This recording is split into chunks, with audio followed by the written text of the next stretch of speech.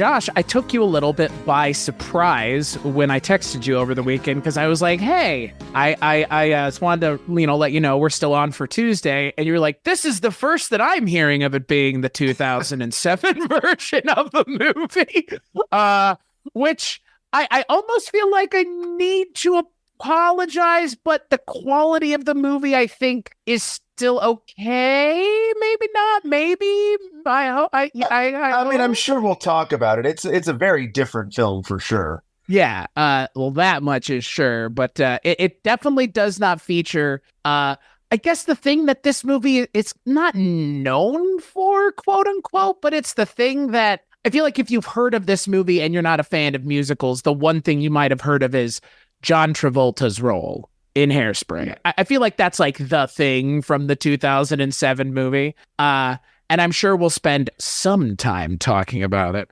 Maybe not the entire episode. I mean, I don't think necessary. I think 2007 is a very long time ago in a lot of ways, yes. But in a lot of ways it also isn't. But I like I said, I kind of want to apologize, but at the same time, like I'm also glad that we're seeing something together new that neither one of us had seen. There's something to be said for a shared new viewing experience. However, I know that we are, however, not the people who we might not have seen it. Jackie has seen it, and Jackie was immensely excited to talk about the 2007 one. I assume, Jackie, you were excited. Oh yeah, I saw like at least 3 times in the theater. Yeah. Okay. I knew what I was getting into. I do that. Well, I mean, within reason. Yeah.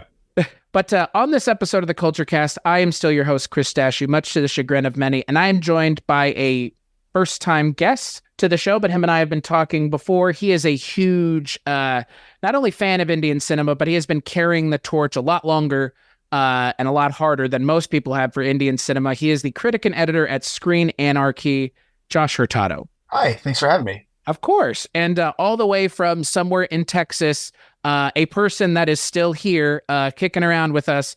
First time in a while, but I am glad they are back. Jackie Stewart. Hey, good morning, Baltimore.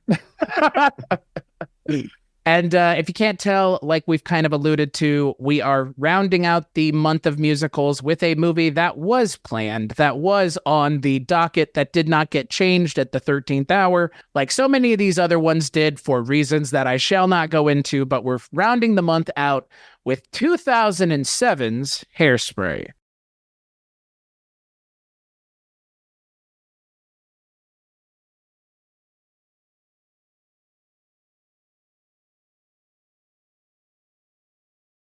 So the film is directed by Adam Shankman, based on the musical of the same name and the film of the same name. Could make you feel on top of the world. Based on John Waters' I once had a dream that I owned a coin-operated laundromat, and I came down from that cloud real quickly. Well, it stars John Travolta, Christopher Walken, Zac Efron, Amanda Bynes, Nikki Blonsky, Queen Latifah, and it's the musical Hairspray with those people in it. Hairspray, starts July 20th. It follows the beats. However, if you don't know the story, Nikki Blonsky plays Tracy Turnblad, a teenager who lives, like Jackie alluded to, in Baltimore, who wants to become, I guess, famous, but also just wants to be noticed. And who doesn't want to be noticed, especially if you're different? And boy, there's a lot going on here that I think is still just as important as when it came out. I think maybe even more important now, given the way things are going and the way things are in the world. And you know what? For me,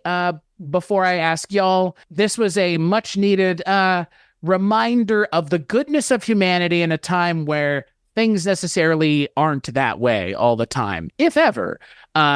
So, Josh, I'll kick it to you first, since you have never been on the show before. Tell me a little bit about your history with Hairspray and what you thought watching the 2007 one for the Kulturecast. Hairspray was one of the original Hairspray was one of the first John Waters films that I saw. It came out. I would have been too young to see it in the theaters, but I did see it in the early 90s when I started digging into sort of underground independent cinema and looking up John Waters stuff. And I loved it. I love it still. I've seen it probably a dozen or more times over the years. And so when I took the plunge with this Hairspray, I mean, there's always going to be a bit of, thrill me attitude. It's this movie's job to impress me because I've already been impressed by the original one. And as I mentioned earlier, it's just such a different film in terms of tone, in terms of obviously the budget and the star power involved, and it has a much different pedigree and a much different cultural place than the original film did.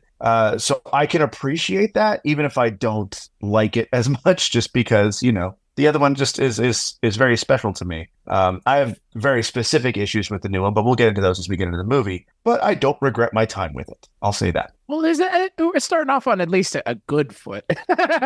If you were like, I regret it, I'd be like, oh man. But I mean, like I regret plenty of movies. I regret a lot. So this one I don't. That's a step up in a lot of cases. Yeah, that's fair. Jackie, what about you? I'll kick it to you. Same question. So it's like almost the opposite story where like I go all the way back with it. John Waters is probably, if not my favorite director, certainly my favorite personality, if that makes any sense. Just the most fascinating human being I think that we have, telling stories in a way that only he really can. And the original Hairspray actually wasn't a movie that I got in on the ground floor. I was more of a crybaby kid growing up. But when the musical was coming out, like when I was growing up, it was, for some reason, like my two main areas were like horror movies and musicals. So when I heard it was, a John Waters movie that got turned into a very successful Broadway musical was getting turned into a movie again, I was, there right, on opening day. My best friend Natasha and I saw it like 2 or 3 times, just had a blast with it. I think it's a very strong companion to the original, even if, the original voice of John Waters obviously is muted a little bit because, it's gone through all these different filters from, to the stage, back to the screen, all that. But I think it's just so fun and so strong. And I remember at the time people were refusing to look beyond the fact that just like John Travolta was a woman in a fat suit in it. Like that was all you could think about. And they were refusing to look at the fact that there's a whole like actual movie here with a story and a message to it.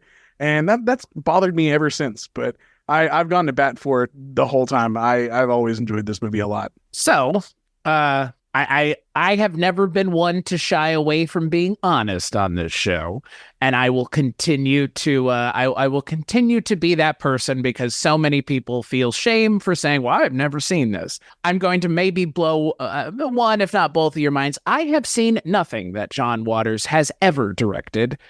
This is the first John Waters thing that I have seen. I did not want to watch the original, not because I didn't want to watch it, but because I didn't want it to color my judgment on this movie immediately. So I waited to watch it after I had seen this one to watch the original. That being said, with my, again, I am not an expert on John Waters, but I am here to, as someone who is now seeing this movie, have an opinion about it. And again, the things that I can interpret through the lens of this movie. I enjoyed this movie immensely. Similarly to you, Jackie, I know and remember the John Travolta in a fat suit thing. And like, that was such a big deal that, yeah, like in a lot of ways, that's all I can kind of, before having seen the movie, remember the movie was being talked about. I don't even remember in that discourse it having anything to do with the movie or the plot or what the movie's message is, which I think we would all agree the message of the movie is rather important.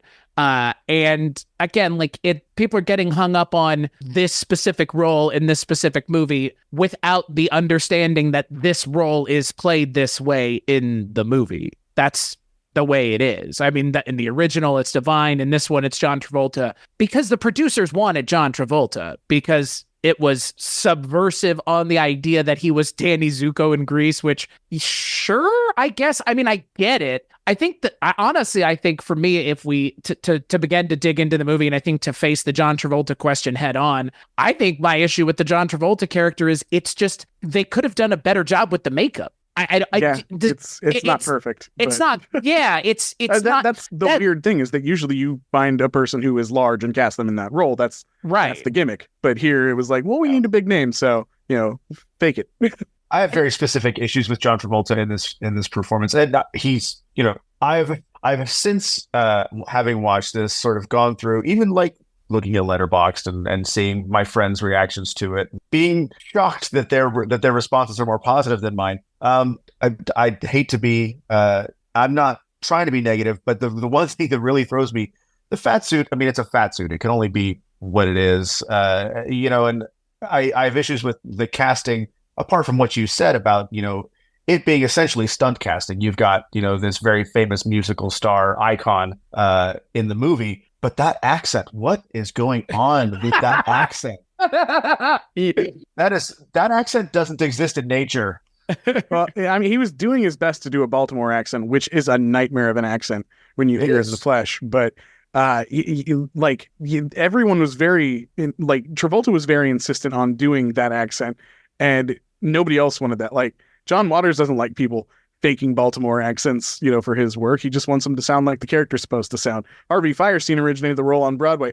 Harvey Fierstein can't sound like anybody but Harvey Fierstein. That's what made it work. But he's just eating all of those words. Every single word just gets swallowed by that fat suit, and it's really kind of sometimes hard to understand what he's saying. It is hard to understand what he's saying, and then when we get to the parts where it's singing, where it's clearly like done in post, so they're giving him like plenty of time to get back and like, okay, do it again, and make it sound like we can hear the words to the songs. Then it's like, well, he doesn't even try to do the accent, and it's like, well, why try to do it when you're not singing? Because like it seems like it seems like you're just trying to do it for the sake of doing it. And some of those lines I like because I watch everything with subtitles on, as I assume maybe y'all do. And like, I'm glad I did. Because like, there is something that is like kind of comically fat suitish about it. Like for whatever reason, the voice, it's like John Travolta was like, well, because they're fat, they have to have this like weird, also like fat voice thing. And it's just so, it's the accent's really hard to wrap my head around, because some people watching the dailies going, this is not going to work. Tell John to do something else, like, please. But no, it's like, it's there throughout the movie. And I was, similarly to yourself, Josh, like I was really having a hard time with it. Like it was hard to understand most of the time. And that role just kind of disappears into that. Like John Travolta is great giving it his all, but like, I think he took it in the wrong direction, the far wrong direction. It's camp to a degree that the film doesn't sustain, because this Hairspray is not a campy film. The original Hairspray is deliberate camp, because that's what John Waters does. The performance of John Travolta in this film feels out of place with some of the other characters around him. Like, you've got some characters who are trying to play it fairly straight. Nikki Blonsky's playing it fairly straight. Michelle Pfeiffer's playing it fairly straight in her role. The other characters have their quirks, but he's just going all out in a way that is distracting to me. And it's almost like he's trying, and I don't think that this was Travolta, but I think it's just an effect of what happened. I don't think Travolta was trying to upstage everybody, but that's kind of what it feels like. Every time he's in a scene as Edna, it's like, I don't think you're intentionally trying to draw attention to yourself in this scene, but you are. And like, again, I don't think it was Travolta. I think it's just a mix of all of these things that just so that's the thing. I don't know if it would have been better to just bite the bullet. And that's what I don't know. Like, if you don't cast somebody like John Travolta, they don't get in the way. But then you don't have that thing to sell the movie on. But it ends up not being a thing to sell the movie on as much as this like weird kind of oddity of a casting decision. Agreed. Yeah, on the upside, apparently his casting, like he wasn't just, cast in the movie. He actually, was pretty involved in the process, and was particularly insistent about a couple of the other casting decisions, which I do think were really strong. Like, apparently, the old Batman Returns reunion was his idea. Apparently, Christopher Walken in particular was his suggestion, as was Michelle Pfeiffer, and I think they go a long way to really elevate the movie. Especially Walken. Walken just, every single second he's on screen, he's incredible in this movie. He does a lot with very little. That's for sure. Although I was a bit disappointed. I mean, that it took whatever it was, an hour and 20 minutes before he danced. But right. But I feel like it's like a treat at this point. Like we have to earn it. We got to wait for it. We got to build up to it. That's fair. That's fair. But yeah, he made a meal out of every scene he was in, and it was he understood what he was supposed to do. He was supposed to go in there and just be Christopher Walken in that role, whereas Travolta had to create a performance in a much bigger way in order to appease his own artistic whatever desires. And also just the way that like it's so believable. Like you can tell that he just is able to convince himself somehow that is his beautiful wife, John Travolta, and he's in for it all the way. Like their one song together is maybe my favorite part in the movie because he is so earnest about every single bit of it. He doesn't phone it in. He doesn't make it weird, and it's just so sweet and singular. And the movie would be fine without it, but it's easily like got to be my favorite moment just because of how good Walken is. That song is also just. I think it's a necessary moment just because it is the sort of the rebound from the previous scene with Walken and Pfeiffer, where she is desperately trying to seduce him and failing miserable because he literally only has eyes for his wife, and it's the one real big romantic overture that they share. The one big romantic experience that they share together is that song. And I was when Travolta's dancing around, like, okay, that I get. Like Travolta can dance, right. And he's good at it. And even in the final dance number at the Hairspray pageant, Miss Hairspray pageant, like he's getting it, and he's doing all those moves the way a woman would do those moves. It's not his dancing is feminine, and I think that goes a long way to selling the character as well. It's just anytime he opens his mouth that I had issues, like trying to forget that it was this person acting his butt off instead of just being the character. And it's almost like in another universe, it would have been like an Oscar bait role to do like, I'm going to take on this role. And like, I'm going to do the capital A actor thing. And like, again, to go back to a Robert Downey Jr. in Tropic Thunder, like sometimes it is too much. And that is like the lack of the self-awareness of that is part of the problem. And I don't think that's what's going on here. But it kind of is, because again, like I don't know, Josh, if there hadn't been the Baltimore accent, if that would have fixed it for me. I don't know if it would have fixed it for you, because we still have to have these very close-up shots of John Travolta's face. And like, again, like then the makeup doesn't look great, because like, again, it just, he looks less overweight than he does swollen, I think is part of the issue. You mean like everything for real? Like puffy. Like right. He looks puffy. He doesn't the thing, it doesn't quite move right, or whatever. And so it is just kind of distracting. Well, it's a thing that Divine didn't have to deal with because Divine was a big guy, right? And he played when he's on screen, he played big women. And so, there wasn't the additional barrier between the audience and the character of the fat suit. And that for me is kind of, in my mind, when I was watching this film, the thing that I just kept thinking was, why not just have Travolta just in drag without the fat suit?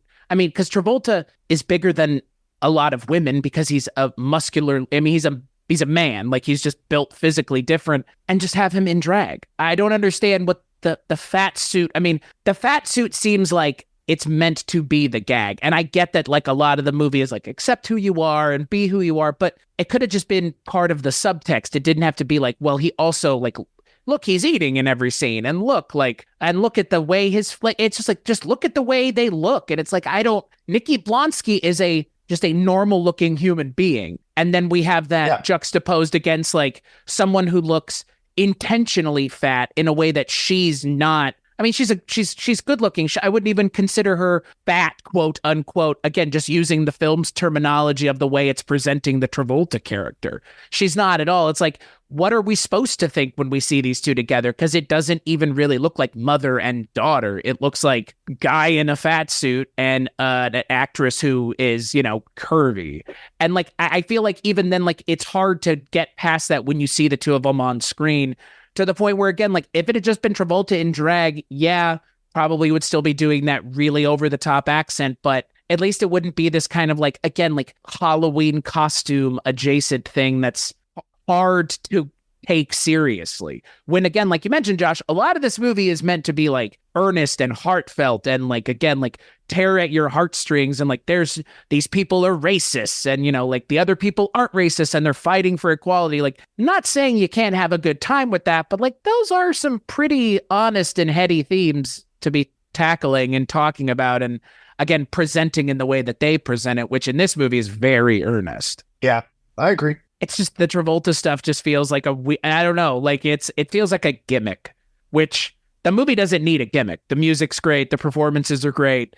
Honestly, if anything, it just kind of sits there as this weird thing that we all just kind of have to go, well, you know, other than the Travolta stuff, because that's the thing. I mean, I don't know. I mean, I don't know y'all's feelings on Mr. Zac Efron, but he's a great actor. Oh yeah, I think he's shown since 2007 that he's a great actor. But he's really, I mean, everybody else in this movie is fantastic, and I think perfectly cast. Especially, I mean, again, Zac Efron at the time, like, this is the perfect kind of thing for Zac Efron of 2007 to be doing, for sure. Yeah, he's an adorable baby Zac Efron.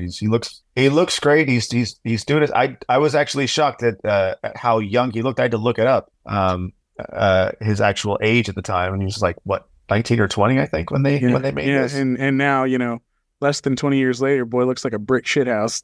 yeah, exactly. Yeah, boy, doesn't of all the characters, I mean, the one person who I felt connected the film sort of tonally to the original source material, the one character that is that reflects similarly in this film and the original is Amanda Bynes as Penny Pingleton. I thought her performance was amazing. She was my favorite part of the movie. She totally understood what she was supposed to be doing, and she nailed it. Until I was a little weirded out by the glow up at the end where they put her in the tightest dress possible to make her dance.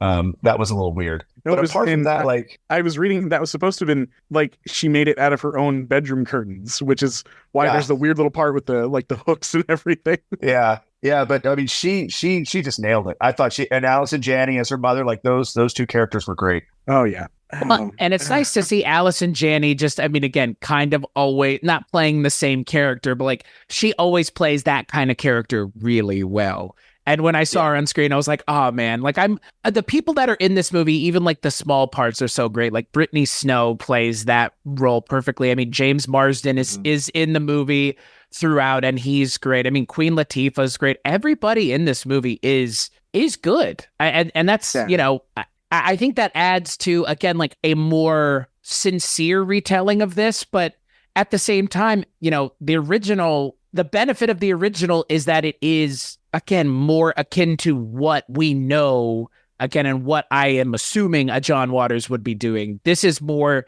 in a lot of ways, for the 2007 crowd, which is fine, but for sure. It loses some of the edge. Like it loses some of the edge. It loses some of the subversiveness because it's being played so gosh darn straight in a lot of ways. You know, like it's a very nice movie in a lot of ways. Well, it's also just, I mean, losing that sort of direct authorial voice, because, you know, Waters, you know, he has never had any interest in directing anything he didn't write himself. And this in particular was pretty much based on his childhood. I think there was a show in Baltimore called The Buddy Dean Show that, you know, he was obsessed with. And he said that, you know, the racial situation more or less played out exactly like that. So instead of, you know, young high school girl, it was really John Waters writing himself into that role.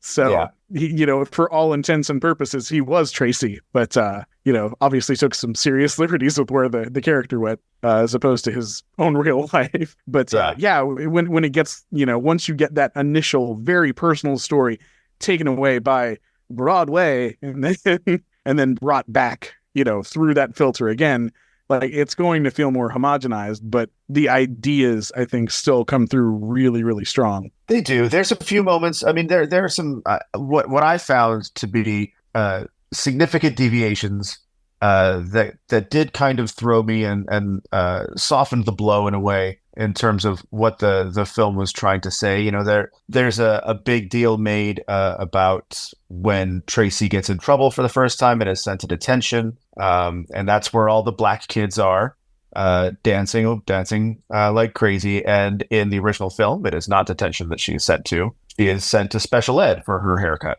or for her hairstyling, which is where they put all the black kids. So that's a pretty significant softening of the consequences associated with, you know, going that route, and associating with the black kids is, oh, it's not detention. You are now seen as an inferior person, not just a bad seed, you know? Right. Yeah, it's a much stronger statement in the level of humanity. Right. Yeah. So I mean, that was like one of the things where I'm like, okay, well, they're softening this for a broader audience. I understand. I'm starting to dip my toe into some film related stuff, and like, I get it. You got to make your money back, and this movie obviously costs probably about 1,000 times what the original film cost. Actually, maybe more. Who knows? But you know, it's also going to be a generations. I mean, Jackie, your generations, this is Hairspray. This is their Hairspray, you know? And so I'm a school teacher by day, and so I might ask my kids what they think about Hairspray, and I would guess that a decent portion of them would know this film, and probably almost none would know the other, which saddens me, but hopefully they have long lives to live and they can go explore on their own.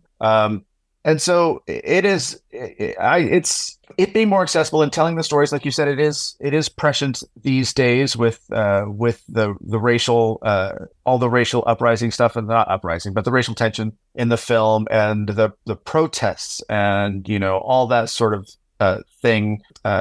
It still packs a punch. You know, the story, the basic outline of the story still packs a punch, no matter which version you're watching. And that, for me, I think, is the important thing about the musical genre, as it were, because I've spent this month watching a fair amount of different stuff. I mean, started the month off with Cats 2019, which, you know, if whatever reason, I decided to start the new year off in the worst way possible, and then we transitioned to Norman Jewison's Jesus Christ Superstar, and then we watched Oliver, and now we're at this. And I think for me, of the things I've seen this month, this almost, and I think more so than a Jesus Christ Superstar. I mean, like you've mentioned, Josh, like this in a lot of ways is going to be the version of the movie for a lot of people. But I think and that's the thing that Jesus Christ Superstar has never had to contend with. There's no other version. I mean, there's stage versions, but there's the Norman Jewison version, and that's it. And like, the stage versions are amazing. That's the problem. Like, I mean, have you seen the one they recorded in 2000? Is that it is a nightmare. It is terrible. But there's almost unwatchable. The Tim Minchin one where he plays Judas is amazing. And it's like, it's almost as good, if not better, than the recorded, like the Norman Jewison film version. And that's the thing. It's like, we're now in it feels like we're at a point in time where they're not even as interested with doing film adaptations of musicals the way they used to, as much as just filming the stage production and moving forward with that as the kind of the version that you can see. So it's not that I'm watching someone interpret it into a movie as much as I'm just seeing a really well choreographed shot stage version, which, I mean, that's Hamilton, right? I mean, Hamilton's never getting a movie at this point.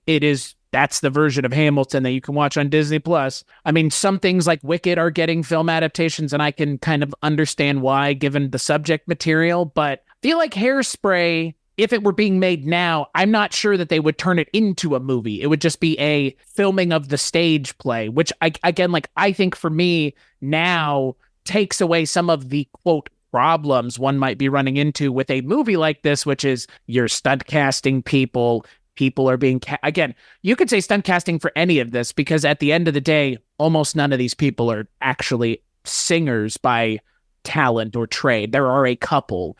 And that's the thing. Like, I genuinely look at a lot of musical film adaptations as stunt casting as it is. Russell Crowe in Les Mis is stunt casting. Like, I mean, he's not a singer by trade. So why anyone would ever put him in a movie version of a musical is only, again, to to move that needle that much more. Unfortunately, that he was the most memorable part of it for me.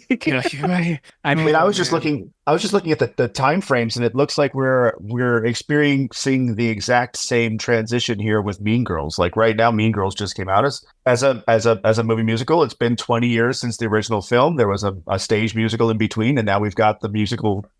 They're trying to hide that it's a movie musical, apparently in the promotional material. Twice recently, all back to back, because there was The Color Purple right before it. Right. Came out on Christmas, and yeah, two big high-end movie musical adaptations of regular narratives, and all the trailers are trying to hide that it's a musical. And Wonka was trying to hide that it was a musical too. Thank you for pointing that out. I turned Wonka on and I turned it off because I was like, I have not. Yeah. Not because I don't like musicals, but because it opened and I was like, oh God, Timothée Chalamet. Oh no, he's going to sing the whole movie, isn't he? And again, I love musicals. I have no interest in seeing a Willy Wonka prequel musical film. I thought it was a movie with some music, not a musical. And that's fine. But again, why are you hiding it? Like, what is there? Yeah, I think the only thing that's going to get me through that is if they have some good musical numbers in there, honestly, because otherwise I don't really see the point. It doesn't look like he's playing the same character. He's way too bright-eyed. Why not advertise the musical part? I mean, I went and watched the previews for Hairspray 2007, and they weren't hiding the fact that it was a musical. It was very obvious that it was a musical. I mean, they were showing portions of the musical acts and the music in the trailer, and now we're in this weird spot where it's like, yeah, like you mentioned, Josh, like Mean Girls is a musical, and I think people went and saw it and didn't realize that. Like, I can confirm that. However, like the thing is that people clearly aren't against this because like Wonka made a ton of money. Mean Girls, I think, has been number one for 3 weeks in a row. I know it's January, but still. Like, people are coming out to watch the musicals, at least, so why are we hiding them? That's exactly what I'm thinking. Like, if it's a musical and musicals, if the musical didn't sell, they wouldn't spend this much money on making musicals, so why not advertise it, you know? Why not make it clear that that's what you're walking into? Yeah, because otherwise it looks like they're remaking the exact same Mean Girls, including two of the same cast members in the same role. Yeah. It's weird to me, and it seems like the only people that don't hide that they're making musicals are animated Disney movies or like animated movies, like question mark, like a Trolls is obviously a musical, quote unquote, and Wish is obviously a musical, quote unquote. Like, okay, like what live action? Like, since when is live action musical a dirty word? Like, some of my favorite movies of the last few years. I mean, Rocket Man from a few years ago. Oh yeah, I adore Rocket Man. It's one of my favorite movies. That was what made it work for me. Was that like I was afraid they were going to pull a Bohemian Rhapsody and just do like, you know, oh, he's performing, but like it was a full on, you know, numbers musical. Like they went all out with it. And then speaking of this film of Hairspray again, you've got The Greatest Showman, which is also spectacular. Like they're both just brilliant, amazing films. And people respond to that. So tell them it's there. You know? Yeah, I can't understand this inherent fear the studios have. I mean, I don't know. I was the one person that saw Dix the musical in the theater last year, though, so I don't know if I could speak to it. I'll fall for anything. I was gonna say, like, Matilda the musical came out, and like that, like, made itself clear that it was the musical version of Matilda, and it was pretty good. But that's because it went to streaming, so they knew that people weren't going to be trying to get their money back once the movie started. Use the correct terminology. Dumped on streaming. I love that term. I mean, we try not to use that anymore, but that movie was dumped on streaming. Like, Jesus Christ. Yeah, because I was really excited about it, and then it came out a year after I knew they were making it, and then I forgot. I still haven't gotten to watch it. Well, and I mean, thinking back to like the big musicals that have come out in the last couple of years, like In the Heights didn't hide the fact that it was a musical, but like it's also a Lin-Manuel Miranda thing. So is it, as long as it's Lin-Manuel Miranda, it's okay to say that it's a musical? Because they also dropped it in the middle of 2021, so I think they thought that they weren't going to make money anyway, and figured they could write it off easier that way. I will say though, and this is me having seen a lot of his stuff recently, and this might be an unpopular opinion, I was so glad to hear songs that don't sound anything like Lin-Manuel Miranda in this, because like I've seen a lot of his stuff in the last month, and like all of it just is so like, some of it, like Encanto is the most Lin-Manuel Miranda thing. It hurts.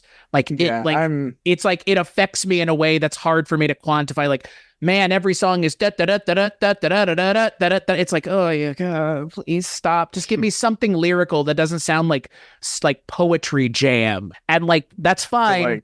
That Dr. Seuss rhyming scheme he loves. Oh yeah, but like what I loved about Hairspray is like it's such of a time and of a place, and the music evokes that time and place so well that it's like it's not trying to be its own thing. It's really, I mean, it is trying to be its own thing, but it's also trying to really live within the world and the time and the space of that time in our country. And those songs reflect it. And they're really good songs that evoke those musical styles. It's not just, oh, that's a Lin-Manuel Miranda song. They all kind of feel very much of the same piece, which I appreciate. Like, I actually really liked the music in this, which I cannot say for a lot of the things I watched this month, if most things. Like, I watched Oliver last week. I couldn't tell you a single song. I couldn't hum a single tune from that movie.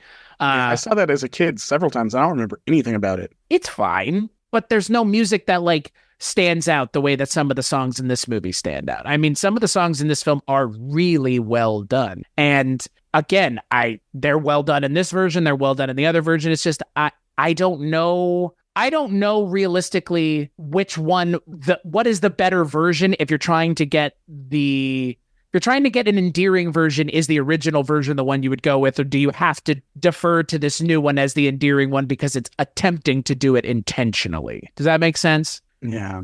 Well, there's also the third choice that almost nobody seems to remember, that I think like 2016 when it was really popular to do this like once or twice a year on the cable networks, where they did like a live TV version of Hairspray, and it was honestly like incredible. It might have even been better than the movie. It was fantastic, and I need to revisit it. But like, you've got three completely different versions of the same story out there, and they're all really good, which is very rare. Is that the version with Ariana Grande? Because there is an Ariana Grande like Hairspray live on YouTube that you can like watch. A lot of play.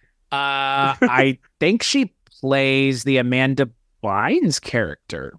She might have been, like, I did not remember if she was in it. I don't remember that part at all. But I think Jennifer Hudson plays the Queen Latifah role. Jennifer Hudson is, that's right. Yeah, and you get Harvey Fierstein in the mom role, which is nice. Well, and that's the thing. I think for me, I would have preferred more of the casting of people that had done it other places. And again, like, that's, not to harp on Travolta, but like when I do watch the other versions, especially that version, it's like, man, it doesn't stick out as much. But also, again, like they wanted it so badly that they got what they wanted. They got John Travolta. Yeah, but Harvey Fierstein's way too good. Like he's so good. I mean, like when I watch that version and the clips from that one, I'm like, I just wish he had been in that version. And then you've got him opposite Chris Walken, and like, who cares? Like, who cares? Then, I mean, like, I get you don't get John Travolta, but like you actually get people that are able to do this and have been doing this on stage. And there is something to be said for that, because again, that original version of Jesus Christ Superstar benefits from having people in it who were in the original stage production, like Carl Anderson and Tim Neely. I mean, they worked on the original version of the stage play, so it benefited from having them there.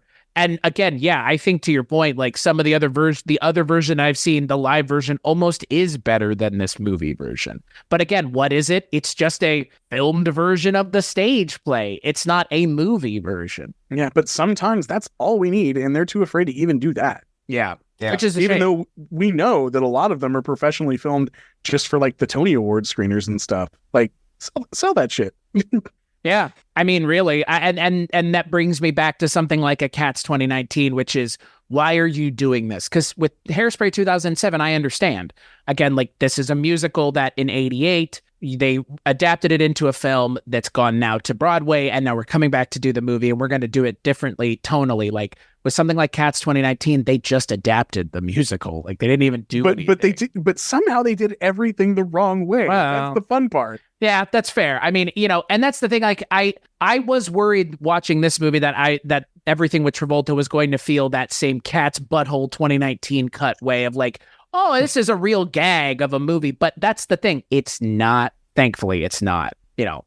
Thankfully. But again, back to the musical numbers in this film. I mean, I don't think there's one that isn't successful. I think they all work really well, every single one for the most part. Even the numbers that, like, again, if you were to see them on stage, you'd wonder kind of like, well, how is this going to work? Like the protest number, I think, is really interesting because the way they do it in the movie, I think it's really well done and well shot, but you've got to wonder when they were doing it on stage if they were able to get that same emotion. But the way they do it in the movie is it's one of the standout numbers in the film. Yeah, and I think Queen Latifah has the kind of charisma that can pull something like that off. I think that her at the front of a lot of those sequences makes it much more believable, and it brings the gravitas that the moment requires on top of like a good performance for the song.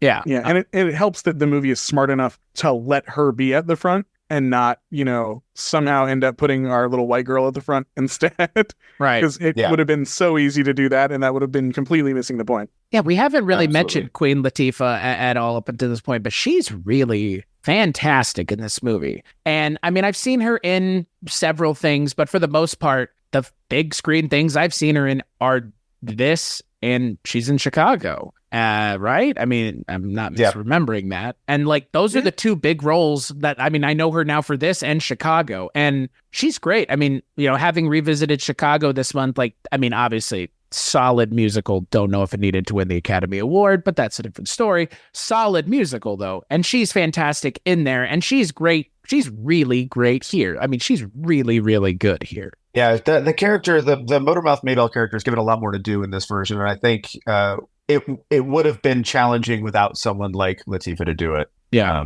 To get what they needed or what they were expecting out of that character with a different actress would have been tough. Yeah, and I always think about just what a long way she's come, because I feel like people who only know her from this last 10 or 20 years forget, like, that woman started off as a rapper. Like, she was hard and tough as hell when she came out, and sort of morphed into something completely different, and she's owned every bit of it every step of the way. Like, she's incredible. Oh, that's, like I said, I'm older than you guys, but the when I was growing up, that's who I knew. I knew the Queen Latifah and the Dashiki and the big singing Unity. That's on Yo MTV Raps in the afternoon when I came home from school. Like, that's the Queen Latifah I knew. So when she went to start acting, I was as dismissive as one might expect of someone making that transition, but she made it work. She's making it work. And I didn't know this, but apparently she is now playing the TV version of The Equalizer, the Denzel Washington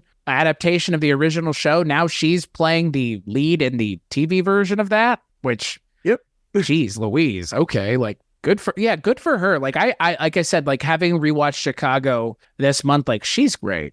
She's such a welcome presence, and like I don't know, like, she has a really welcoming, and I don't know, like, just something about her. I love her as an actor, and I think that she, again, like, she's also clearly like a humanitarian, and she clearly cares about like doing the right thing and making sure that like the right people are doing the right things, and making sure that again, she's in an interesting position, like you both have mentioned, in the industry, where she's been able to kind of move within several facets of it. And I mean, again, now if you're just kind of doing the actor thing as opposed to just the music thing, like, that's great. Like, good for you. It's hard to do it for most actors to do the singing thing, let alone the other direction. So yeah, agreed. I feel like what we haven't really talked about much is that, like, this movie anchors itself, almost every single scene on the performance of a young, totally unknown girl who has to push through pretty much as the anchor of every single minute of this movie, and she also does a damn good job at it. Yeah, she's great. I was trying to look her up, and this is really her calling card. Like, this is it looks like she's like a cosmetologist now, which good for her. I know that the main story of pretty much everybody who's taken on that role, though, from the original casting of Ricki Lake onward, though, is that everybody who has had to play Tracy Turnblad gets cast for that specific look, and then they have to do so much dancing, they start losing all the weight on set. And they said it's just hell to push through that character, and then you just get remembered for that one character. Yeah, I think Nikki Blonsky's great in this. Her character and Ricky's version of the character are fairly similar. I think it's pretty obvious that this version of the film is just much brighter in general, like brighter visibly, like it's visually mostly during the daytime. It is brighter tonally. It's very candy brighter. Yeah, like it and not in all facets. And she's really lighting up, like literally lighting up the stage or lighting up the screen most of the time with her performance. Like the way she comes at this is she's all positive vibes all the time. She's super endearing in like a way that like this being essentially your first role, and like you are doing this as someone who has never really done this before with a bunch of other people who are a lot not more quote well trained, but a lot more well known. Yeah, certainly more experienced. Yeah, and like for me, I think she's the best part of this movie. She's so good. Every time you see her, she's just, like you mentioned, Josh, there's like an infectious amount of positivity to her, and her smile just, I mean, every time she smiles, she's smiling, I think, in every scene. Like, I don't know if she's not smiling, like, genuinely. She's constantly smiling. And like you said, like, constant positive vibes. And I think this version of the movie maybe doesn't need it, but I think it benefits from having that kind of level of positivity to it, because it makes it more endearing. Like, it really, I think in a lot of ways, like, it's so endearing because Nikki Blonsky just is having the time of her life, and you can tell, and she's really good too. And she's really talented at singing. I mean, she has to open the film with Good Morning Baltimore, and she's really great in that opening number. Like, she knocks it out of the park the moment they give her that first chance, and she's really good. I would not have guessed she's the one who has, quote, the unknown coming into this movie. Yeah, she's really fantastic. And the one thing that kind of makes it a little bit unusual is her constant positivity made it a little bit weird that everyone in the movie seemed to hate her so much, Fair. Like, everyone hates her, and all she does is just smile and say nice things about people the whole time. And like, but she says nice things about the people you're not supposed to say nice things about. This is true. But also, like, it felt unusual, her coming from the family she came from, with Edna being so down on herself. And, in the original story, Edna Turnblad's not agoraphobic. Like, she doesn't never leave the house. It's not a big thing. And she's not constantly shoveling food into her gullet. Like, she's like the dinosaur under the Flintstone sink in this movie. Like, she's never not shoveling something into her mouth. To a point, to a degree that is unsettling to me. I'm with you. I'm 100% with you. Jerry Stiller with the donuts.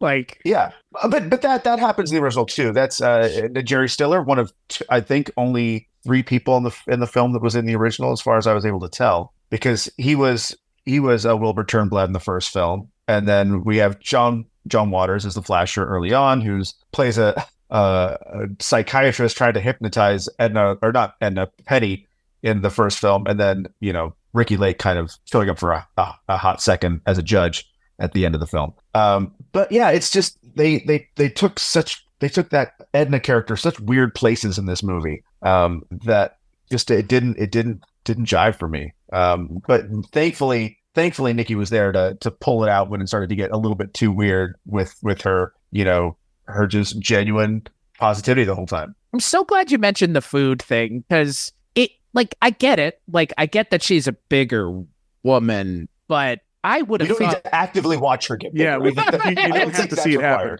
We're not watching The Whale here. Yeah. And it's like, oh, look, food. And it's like, oh, look, food. And it's like, oh, look, food. And it's like, okay, one time, I get it. Like, one time you want to do it, fine. Like, I will give you the one if you want to do it. But 3 or 4 or 5 or however many times this movie does it, because at some point I stopped counting. It's just, why? Like, what further comedy can be mined from this here? We understand she's a bigger woman, but again, it's not a woman, it's a guy. It's a guy in a suit. Like, that's the thing. It's like not even a woman, it's a guy in a suit. Like, come on, movie, stop. I think you're actually getting right down to it. I think Travolta just wanted a snack break. Yeah. I feel like she's not unlike Scooby-Doo in the film, and then every time he's like, ooh, a sandwich, then he makes a sandwich that's 8 feet tall and squashes it and shoves it in his mouth.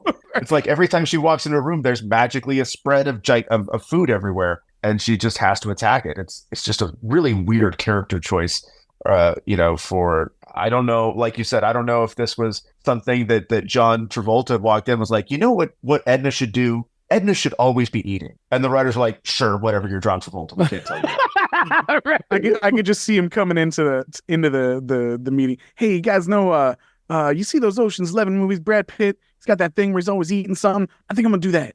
Yeah. Yeah. Like why it's again, like the movie is funny and it's endearing, but like it's not that kind of funny. That's like a low, I'm not gonna say like low brow, but like I mean, I guess that would probably be the closest thing is like low hanging fruit, or like the lowest of low brow humor. It's like fatty eat food, that funny. It's like a tantamount to like fat person fall down and we all laugh. Like, come the fuck on. Like it is a strong reminder that despite all the positive merits of this movie, it is still a movie from the director of Bringing Down the House. Yeah. A Queen Latifah joint. Yeah. Oh, God. Yeah, I mean, I haven't seen that in about 20 years, but I don't remember it having the same level of sensitivity with the subject matter that this does. I mean, I believe at one point in that movie, Steve Martin is wearing a do-rag. At the very least, I'm almost positive that his entire speech changes as well. I'd rather just not go back and find out, but one of these days I know I'm going to get bored and I know I'm going to find out. I mean, it's got Kimberly J. Brown and Missy Pyle in it. So, Kimberly J. Brown in a movie that's not Halloween Town? What's that all about? Yeah, I mean, that's the thing. I feel like that is, and we haven't really mentioned it, but I mentioned it at the opening. Like, I think there is a little bit of the Adam Shankman-ness of this, which is like that early, like the late to mid 2000s, like that kind of comedy. Because it's not just this movie. Like, I don't know if anybody's gone and watched something like a 40-Year-Old Virgin in the last couple years, but I have. It has not aged well, and it came out around the same time that this movie did, and it had those same kind of, again, like comedy beats that they might play now, but they're probably not going to play 5 to 10 years from now, and they don't. And they, again, like it's okay to go all in at the time, but they're just not going to play, and that is the part of this movie that for me it's like that's just that's low. That's lowbrow even for this. And yeah, like you said, Adam Shankman's Bringing Down the House and A Walk to Remember. I mean, again, I don't hold those in high regard, but this is really good. And I know Pacifier. Jesus Christ, or Cheaper by the Dozen too. Another. Or Adam Sandler's Bedtime Stories. Again, Cheaper by the Dozen too was the point where I was like, oh, Steve Martin's done making movies for me. Got it. Yeah.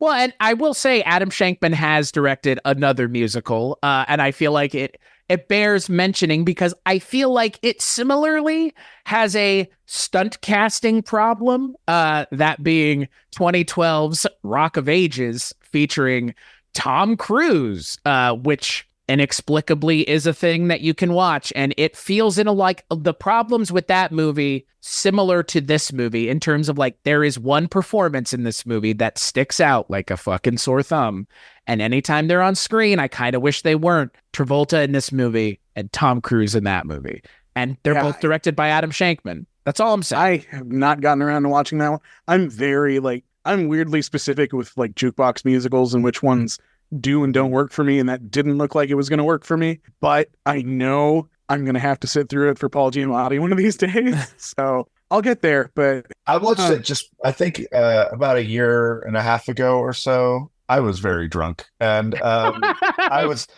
had just watched something else, and I can't remember, there was a reason that I watched it. Something had inspired me to watch it, and yeah, there is nothing on this planet that's going to make me believe Tom Cruise as a rock and roll singer. Like, that is just not what you see when you see that guy. You can do whatever you want to him, but he's always just going to be Tom Cruise. And I spent most of my life deep in a punk rock hole and avoiding popular music and hating popular music. And as I've aged, I've realized I don't have to do that anymore. Like, if I'd like something, it's okay. And so I've started going back to some of the music from Rock of Ages, the rock ballads from the 80s and stuff like that. And I'm like, that's not bad. Like, it's catchy. I can do catchy. I'm not gonna go to a stadium and watch these bands live, but if I'm in my car with myself, I'll sing along. Right. And watching that movie just ruined it. It just ruined it. Yeah, see, yeah, it had me going there for a moment, Josh. Had me going there for a moment. Like, I grew up, loving that stuff, and then I would literally pay you money to keep me from having to hear Russell Brand trying to interpret one of those songs. Oh yeah, miserable. Right. Well, hey, that now is the worst aged part of that entire movie, is that it has Russell Brand in it, which, just give it some time and who knows. Well, it also has Alec Baldwin in it. So again, double has aged poorly. And, I to your point, Josh, like, it kind of is the worst versions of all of those songs, like in a lot of ways. Like those are good songs on their own. Like, I'm with you. Like, anyone who's like, oh, Journey sucks. It's like, really, like, Don't Stop Believin' is a great song to, like you said, sing along to in the shower, in the car. There's a reason everybody knows it, for fuck's sake. Just keep it out of my fucking karaoke bar. I'm tired of it. Yeah. Well, and I agree with you, Jackie, as well. Like, the idea of jukebox musicals, like, I'm not really, for me, like, I like musicals, but jukebox musicals are not, I don't need to hear like a version of a song I can just listen to. It doesn't, sometimes it's a motivator, but for the most part, I'm like, it's, it's like a lesser version of the actual version of the song. Often, like, does it feel like it's a gimmick or not? Right. Like, I mean, my favorite movie of all time is technically a jukebox musical, and that's All That Jazz, but you don't think about it as being that because most of the numbers are actual, show tunes. They're diegetic to the plot. Like, it makes sense. Whereas Rock of Ages is just like, what are the biggest songs of the 80s? How can we, ruin them? Yeah, pretty much. I mean, I think the best version of a film like that, it's not a jukebox musical exactly, but the best version of a film like that where you want to acknowledge those songs, but then also not ruin those songs, is something like Sing Street. Sing Street, is it shows you the music that has inspired this group, and then has the group play music that is very similar to the music that's inspiring it, and the things fit together very nicely. Like Sing Street, I love also. That's one of my favorite films. I could watch it any day. It's my I'm in a bad mood, I need to get out of it movie is that one. And it can be done well. It's just Rock of Ages didn't do it. Well, the big ones that have been turned into movies aren't great. Because, I mean, again, we didn't cover it this month, but it's one that I feel like has been a punching bag for me specifically for a while, which is Pierce Brosnan's performance in the filmed version of Mamma Mia, which is, ladies and gentlemen, it is exactly what you think it is. It's Pierce Brosnan for trying. He did his best. And I love SOS, but I don't need to hear Pierce Brosnan singing it. I just like him, like kind of yelling the words to the song huffing through them, I guess. But this is the moment of the show, since we're kind of just talking about musicals broadly, where I will kick it to both of you, Josh first and then Jackie second. Josh, what is kind of for you some musicals that you would suggest people check out that you're maybe a fan of? Not maybe your favorite one, because I don't want to put you on the spot like that, but some that are worth, in your opinion, checking out. And I mean, you could say Indian movies, but that might be cheating. I could. I'll throw one out there because one that it was very popular at the time is Devdas from 2000. There have been quite a few versions of Devdas. It's a very famous novel. But that particular version with Shah Rukh Khan and Madhuri Dixit and Aishwarya Rai is just exceptional. The songs propel the story. The story is very overwrought melodrama, which is what I want when I'm going into a film like that. It's exceptionally well made. You get to watch Shah Rukh Khan cry, which if you're about it, it's an experience that is hard to beat. So that's one. I mentioned a couple of my favorite recent ones already. With The Greatest Showman is another one I could watch pretty much anytime.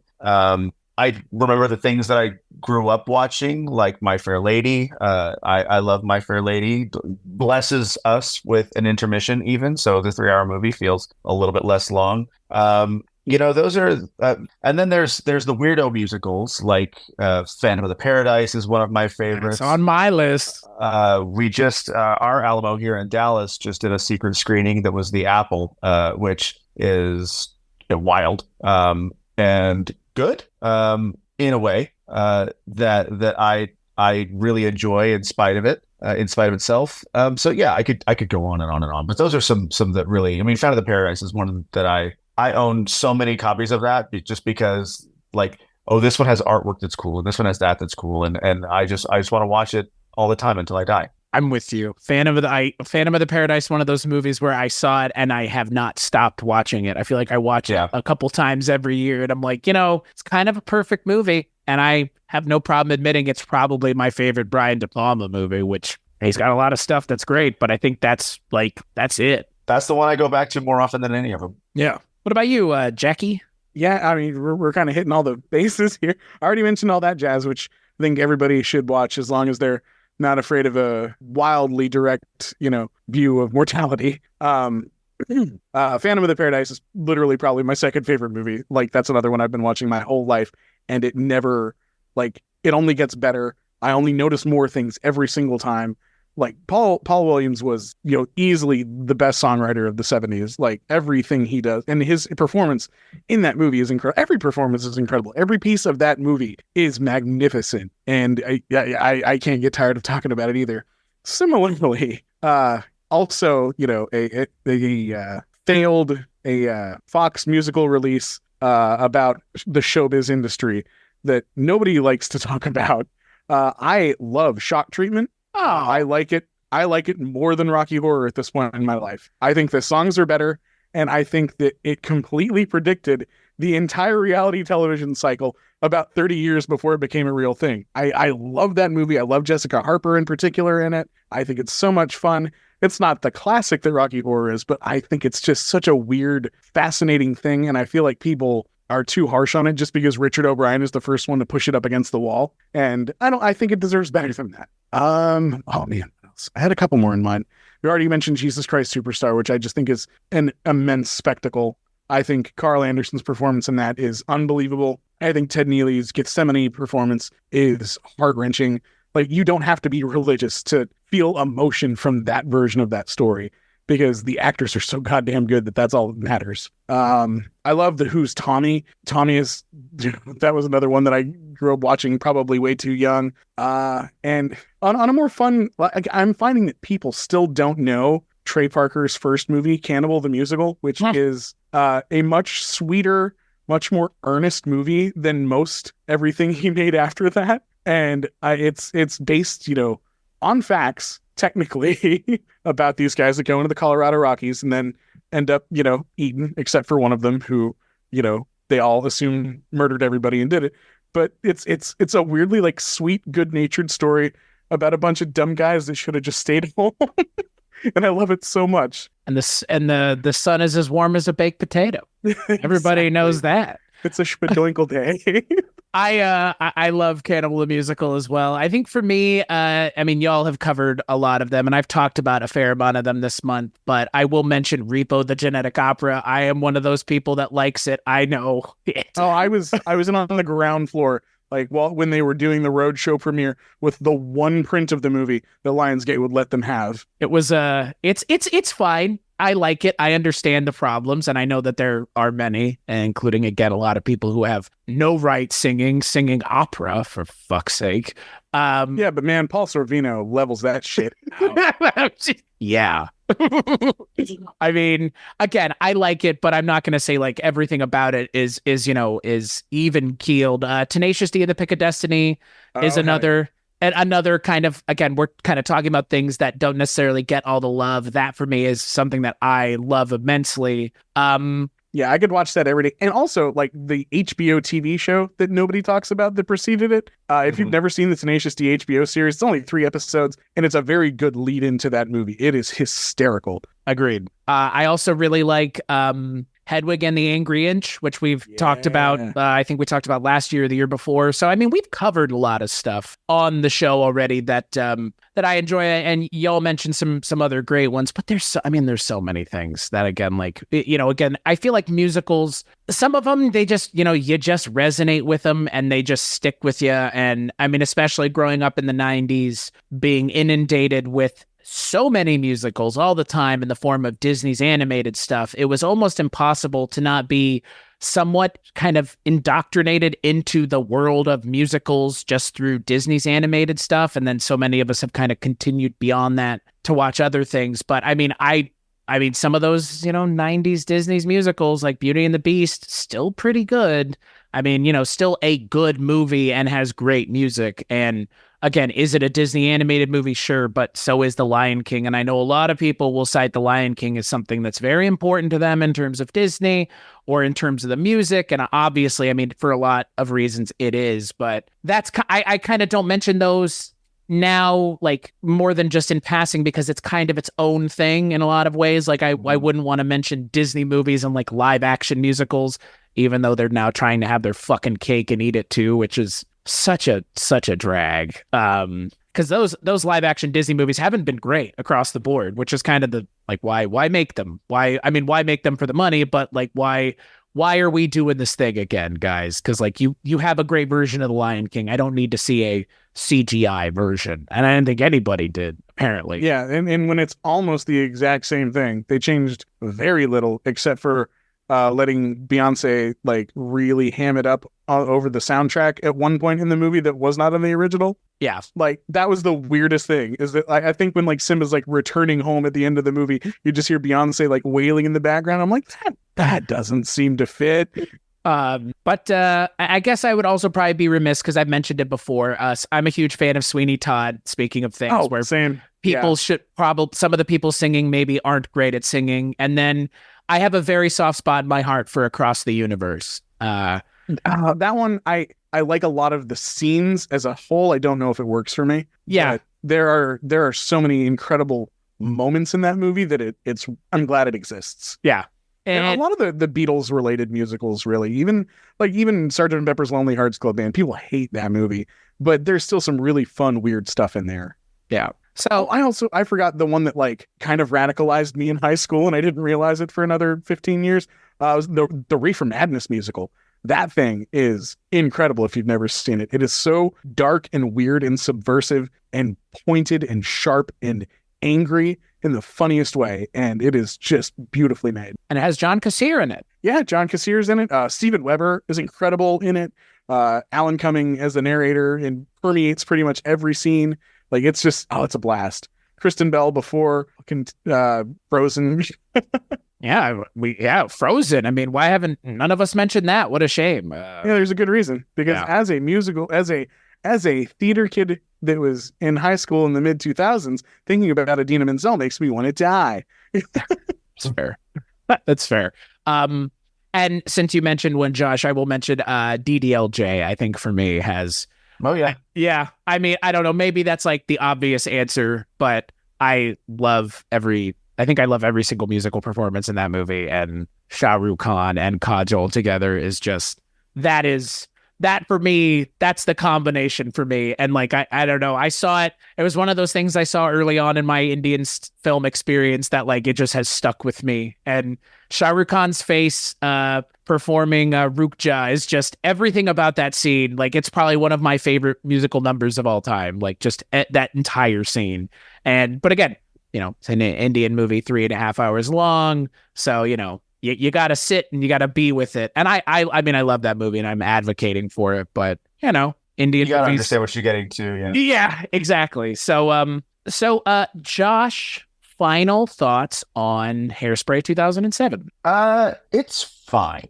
For me, it is fine. I thought that the musical performances, the staging was good for the most part. I thought that, once everything, every moment Nikki Blonsky's in is fantastic. Like we talked about how good Queen Latifah is. I really, really enjoy James Marsden's performance. He's only there in little bits and pieces, but he's doing work every time he's on screen. He's playing that character. I meant to mention, like, this was the first movie where I actually remember enjoying James Marsden, because before this, all I thought of him as was Cyclops, and I was like, oh, Cyclops sucks. That dude's boring.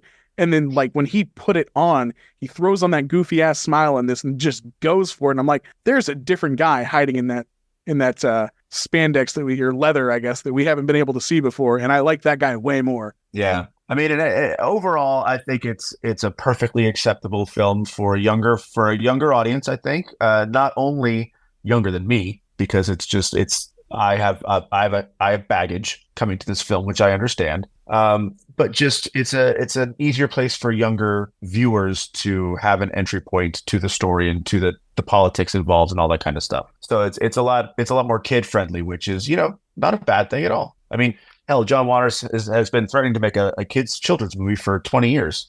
If this is all we get, I guess it could be worse. Jackie, what about you? Like I said, I love it. I had concerns going back into it. It had been a while since I had watched it, and the political climate changing from how it was in 2007. I was curious if the level of softness it had with the material wasn't going to work. Like we've had a lot of movies that in their time, like they told a story to teach grandma not to be racist, like movies like The Help and stuff that at this point I feel like we don't need anymore. And I was glad that this still held up because it, for one thing, it actually came from, John Waters' own childhood history. He's retelling stories of things that, more or less really happened. And it's not trying to preach to, just the white people like, hey, they're human beings. Like it's just playing it out the way it played out with a character who didn't need to learn that black people were humans because she loved them right from the start. And I kind of feel like that makes all the difference compared to a lot of those other movies. Yeah. I 100% agree with you. And that, I mean, again, that I think is what Nikki Blonsky brings to this, is just that, like, you're just a good person, kind of like from the start. And you're sitting on top of that garbage truck, riding into school, and you're just so adorable. And it just kind of goes from there. And like, she's really great. And she really is the grounding performance of this movie. And, I wish she was in more stuff, frankly, like, cause again, like, I feel like her infectious positivity could have been used other places as well. But she also clearly has, I feel like, some great acting chops, and she can sing too, which is also great. So yeah, it was a star-making performance that didn't end up making a star, if only because they kept talking about making a sequel for years and it kept falling through. She might have had a shot if that had happened. Yeah, but well. But yeah, and I do also love though that this is one of those stories that you can show to a kid and they'll get it and they won't they won't get uncomfortable. It's not going to be too heavy too early on. It doesn't feature somebody, baking human shit into a pie. So we can actually still, give a kid that story and have it be, soft in the ways it needs to be. And it actually works. Yeah, I agree. And again, I had a good time with it. But I also do kind of lean towards what you said, Josh, which is it's good. Will I remember it at the end of the year when I think about all the things I've watched this year? I don't know. Sometimes that for me is kind of the bar anymore, is like, did it stand out for me as like, well, it's not necessarily a new movie, but it was a new watch for me. And that was a standout. And I don't know, but I mean, I know right now it was one of the best things I watched this month. I mean, again, some of the stuff I watched this month was pretty rancid. Cats 2019. But I mean, not everything I watched this month was bad. I mean, Jesus Christ Superstar, Oliver, great movies, Academy Award winning movies even. So, but I enjoyed this one the most. And again, I think just some of the topicality and also the music is really great. Some of the performance stuff is neither here nor there, but doesn't get in the way too much. So on that note, we will take a break, play some ads, and play a preview for the first Kulturecast of February.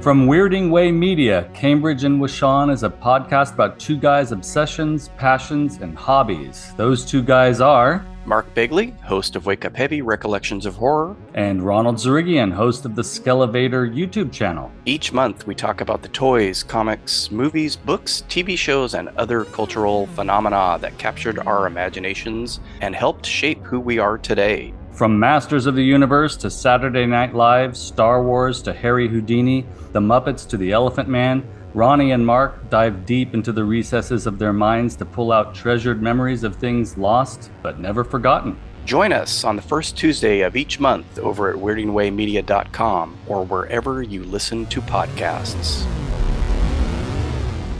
Join me, Jamie Benning, on the Filmumentaries podcast, particularly if you enjoy stories like designer Nilo Rodis Jamiro convincing George Lucas to push him around to help gain the support of his crew on the ailing Howard the Duck. Blam! The door opens, it's George. Everybody gasps. George makes a beeline to me. I'm literally back against the wall. Or hear puppeteer Tim Rose's emotional story behind that iconic Admiral Akbar shot in Return of the Jedi. I believe that war is something to be proud of, but not to celebrate. Or how Star Wars editor Paul Hirsch tackled cutting so many successful films. The thing that I learned from working with De Palma is that tension depends on a clock. You need to have the sense that time is running out. Maybe Oscar-winning sound designer Mark Mangini's insightful chat about his work on Blade Runner 2049. Not a single sound from the original Blade Runner in the new film. A great deal of inspiration. That's the Filmumentaries podcast with me, Jamie Benning. Hello, Twisted Humans. Do you find yourself wanting to know more about the latest murder, conspiracy, cult, or haunting? Then this is the podcast for you. In 1952, there was a record high of UFOs reported. 1,500 sightings. There has been evidence of human sacrifice, devil worship, and it is haunted by more spirits than can be counted. A family of 2 adults and 2 kids reportedly saw a giant flying thing with glowing red eyes. And meanwhile, the family's nanny that helped Veronica to care for her and Lucian's children was found bludgeoned to death in the basement of their family home. I'm Alicia. And I'm Sierra, and this is Twisted and Uncorked.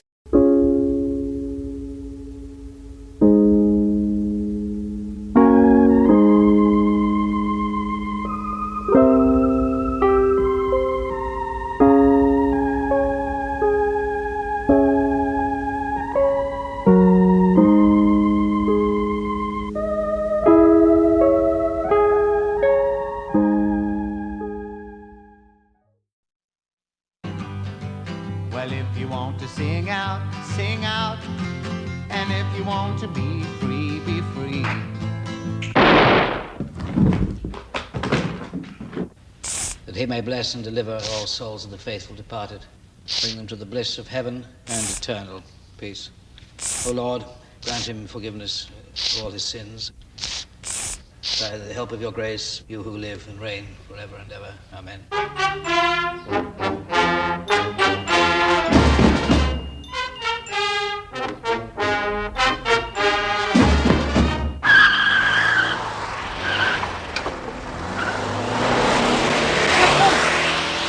Took my car.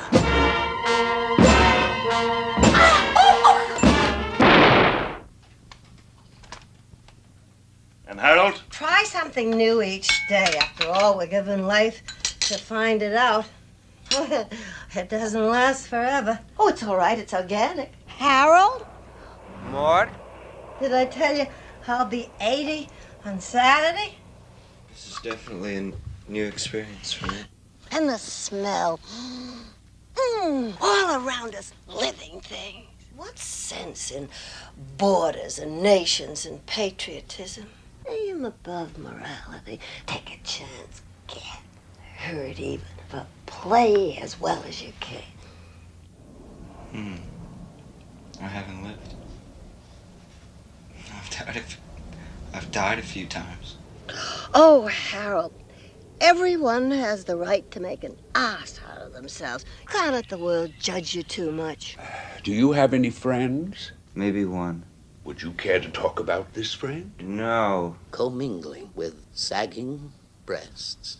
Absolutely no. Now, are you ready, Harold?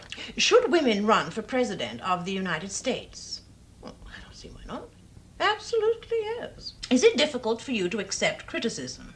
Oh, no. Do you believe in capital punishment for murder? Absolutely, yes. War is not all black. Why, hell, World War II gave us the ballpoint pen. That's common knowledge. Where's my old lady? I'll be gone by midnight. What?